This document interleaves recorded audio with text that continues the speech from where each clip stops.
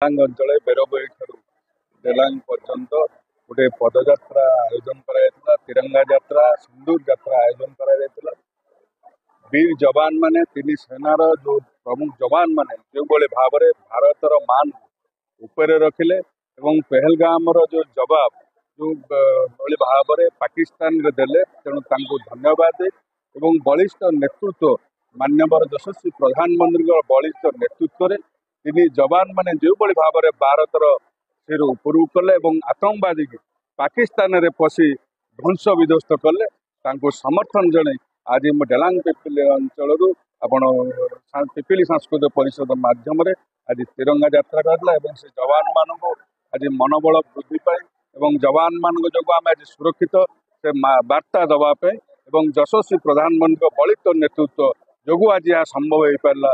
ତେଣୁ ଆଜି ଏଥିପାଇଁ ସମସ୍ତେ ଆମେ ଏକଜୁଟ ହୋଇ ତିରଙ୍ଗା ଯାତ୍ରାରେ ଭାଗ ନେବା। ଦେଖନ୍ତୁ, ଆଜି ଆପଣ ଦେଖିଲେ କୋଭଳି ଭାବେ ପିପିଲି ଡେଲାଙ୍ଗ ଅଞ୍ଚଳରେ ପିପିଲି परिषद पिपिली सांस्कृतिक परिषद से आज सिंदूर यात्रा एवं तिरंगा यात्रा रखी 500 रु 700 माँ माने से माने यात्रा भाग नहीं। मुख्यतः माँ मानकर अभियोग थिला जेते बेले 22 एप्रिल 2025 रे आमर 26 जन माँ मान मथारू सिंदूर पोछी हो जाइतिला। सेते बेले तांकर अभियोग थिला कि आमे चाहूचु आतंकवाद रो मूलपोछ हो। यशस्वी प्रधानमंत्री श्री नरेंद्र मोदी मध्य आश्वासना देइथिले कि एभली भावे आमे आतंकवाद उपरे हमला करिबा, तांको एभली भावे आमे सजा दबा जोटा तांको कल्पना क्षेत्र बाहर। आपण देखिथिबे ओ भली भावे 7 तारीख 6 और 7 राति को पाकिस्तान भितरे पशिकी 9टी आतंकवादी ठिकना को आमर सेना आमर वायुसेना ताकू ध्वस्त करथिले। ये गोटे अदम्य साहसर परिचय आमर सेना देइछि। हम पाई गर्वर विषय। भारत वर्ष आज जो भली भावे काम करिक देखैछि समस्त विश्व रे ये प्रथम थर हेछि गोटे न्यूक्लियर कंट्री भितरे जाइछि। पाकिस्तान गोटे न्यूक्लियर कंट्री भितरे जाई 9टी आतंकवादी अड्डा को समाप्त करिबा।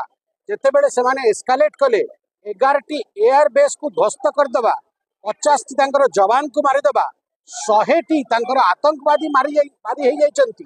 एभली ना भूतो ना भविष्यति केबे भी आगुर हेइ नथिला। समग्र विश्व भारतर ए शक्ति को देखिछि।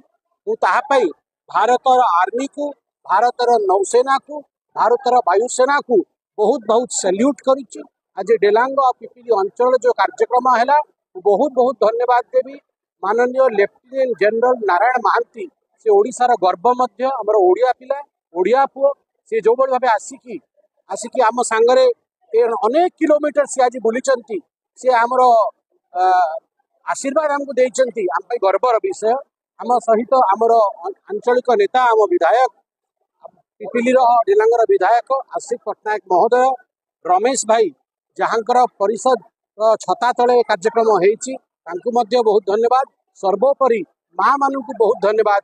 से माने विपुल संख्यार आसिकी समस्त को धन्यवाद देइछथि। जय हिंद, भारत माता की जय।